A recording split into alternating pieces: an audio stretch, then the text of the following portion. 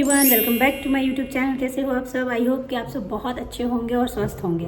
सो जितने भी student BSc nursing entrance exam के लिए प्रिपरेशन कर रहे हैं और चाहते हैं कि केजीएमयू जैसी यूनिवर्सिटी से आप नर्सिंग करो, सो ये वीडियो आपके लिए बहुत इंपॉर्टेंट होने वाली है, क्योंकि आज इस वीडियो में हम बात करेंगे कि केजीएमयू यूनिवर्सिटी में एडमिशन लेने के लिए आपको कौन से एंट्रेंस एग्जाम देने पड़ेंगे, कितने नंबर लाने पड़ेंगे, और साथ ही अगर आप हिंदी मीडियम से हो तो एग्ज़ाम दे सकते हो या नहीं, साथ ही क्या क्या एलिजिबिलिटी क्राइटेरिया है और इसके फॉर्म्स कब आते हैं। तो अगर आप इस चैनल पे नए हो तो चैनल को सब्सक्राइब कर लीजिएगा और वीडियो अच्छी लगी तो वीडियो को लाइक कर दीजिएगा। तो चलिए वीडियो को स्टार्ट करते हैं। अगर आप केजीएमयू से बीएससी नर्सिंग करना चाहते हो तो उसके लिए आपको यूपी सीनेट का एंट्रेंस एग्ज़ाम देना पड़ेगा। यूपी सीनेट का मतलब है Uttar Pradesh common nursing entrance test. अगर आपको यूपी के किसी भी गवर्नमेंट कॉलेज में एडमिशन लेना है बीएससी नर्सिंग के लिए तो आपको यूपी सीनेट का एग्ज़ाम देना होगा, और इस एग्ज़ाम को क्लियर करने के बाद ही आपको यूपी के जितने भी गवर्नमेंट कॉलेजेस है उसमें आपको एडमिशन मिलेगी बीएससी नर्सिंग के लिए। उसी में से एक केजीएमयू भी आती है।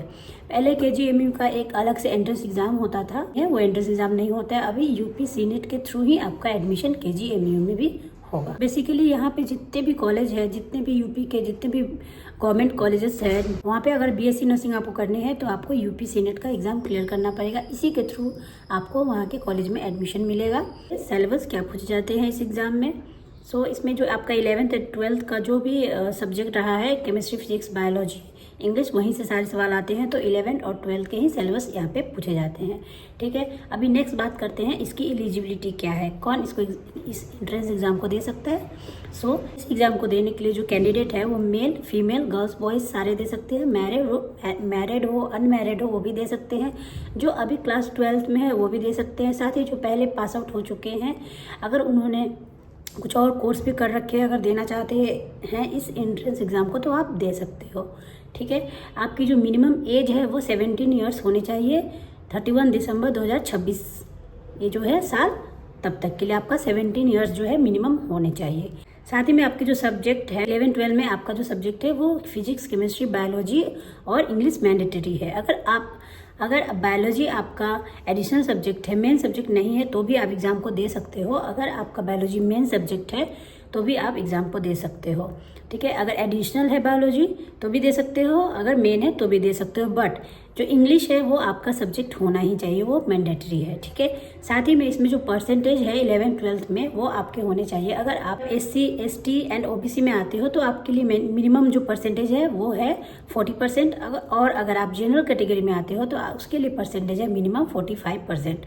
ठीक है, तो आपके सब्जेक्ट जो है वो बायोलॉजी तो होने ही चाहिए, चाहे या मेन हो या एडिशनल, और इंग्लिश मैंडेटरी है। आपकी एज होनी चाहिए 17 ईयर्स। जनरल कैटेगरी में आते हो तो 45% मिनिमम होने चाहिए, और अगर आप SC, ST में आते हो, OBC में आते हो तो 40% मिनिमम होने चाहिए आपके परसेंट क्लास 12 में। और आप मेल फीमेल दोनों ही इस एग्ज़ाम को दे सकते हैं। साथ ही में अगर आप हिंदी मीडियम से भी हो तो भी आप इस एग्ज़ाम को दे सकते हो। यहाँ पे बहुत सारे स्टूडेंट का सवाल रहता है, बहुत कन्फ्यूजन हो रहता है कि अगर आप BSc नर्सिंग करना चाहते हो बट आप हिंदी मीडियम से पढ़ रहे हो तो क्या आप कर सकते हो या नहीं।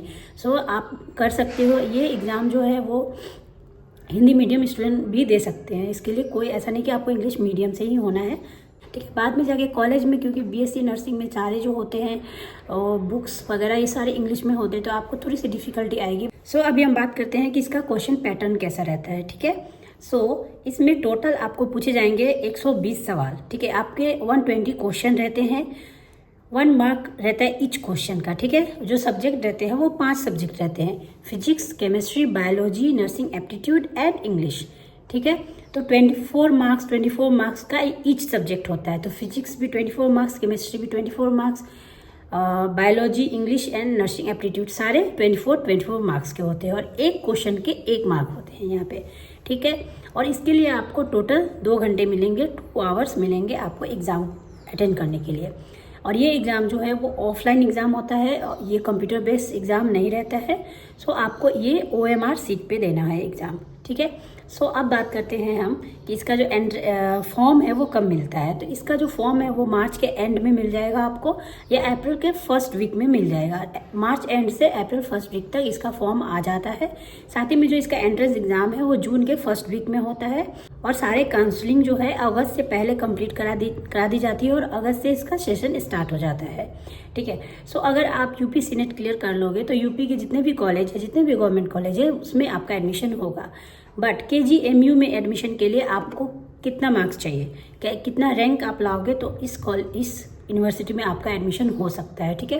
तो इसके लिए आपको आपका रैंक 500 के अंदर ही आपका रैंक रहेगा, तो ही शायद आपके फर्स्ट राउंड काउंसलिंग में आपको कॉलेज जो है मिल जाएगी। ठीक है। सो इसके लिए मार्क्स जो है 120 मार्क्स का होता है, तो आप अगर मिनिमम 115 तक लेके आओगे तो ही शायद आपके रैंक जो है वो 500 के अंदर हो। ठीक है। क्योंकि आपको पता ही है थोड़ा सा 1-2 नंबर से भी, पॉइंट से भी जो रैंक है वो बहुत पीछे चले जाते हैं। ठीक है। तो इसलिए आप अगर एक फोकस करके चलोगे कि 115 मुझे मिनिमम लेके आने ही है कम से कम, तो अगर आप 115 लाओगे 120 में से, तो शायद चांसेस है कि आपका जो एडमिशन है, आपको जो कॉलेज है वो KGMU मिल जाए। ठीक है। सो आपको अगर रैंक कम चाहिए तो आपको मार्क्स ज़्यादा लाने पड़ेंगे। ठीक है। तो आप और रैंक जितना कम रहेगा उतना ही आपके चांसेस रहेंगे आपको अच्छे कॉलेज मिलने के लिए। सो इसके लिए आप ट्राई करो कि 115 या 115 से ज़्यादा ही लेके आओ। ठीक है। अगर आप 115, 118 का आप एम रखोगे तो शायद आपके उसके जो 500 रैंक है उसके अंदर में आपका रैंक आ जाएगा और तो शायद आपको ये कॉलेज मिल जाएगा। सो आज की वीडियो में बस इतना ही। अगर आपको कुछ भी और डाउट है, कुछ भी जानना है आपको, तो आप मुझे कमेंट कर सकते हो। मैं पूरी कोशिश करूंगी आपके कमेंट का रिप्लाई करने का। सो मैं मिलती हूँ आप लोगों से अगली वीडियो में। तब तक के लिए बाय बाय, एंड अपने एंट्रेंस एग्जाम के लिए अच्छे से प्रिपरेशन करो। All the best.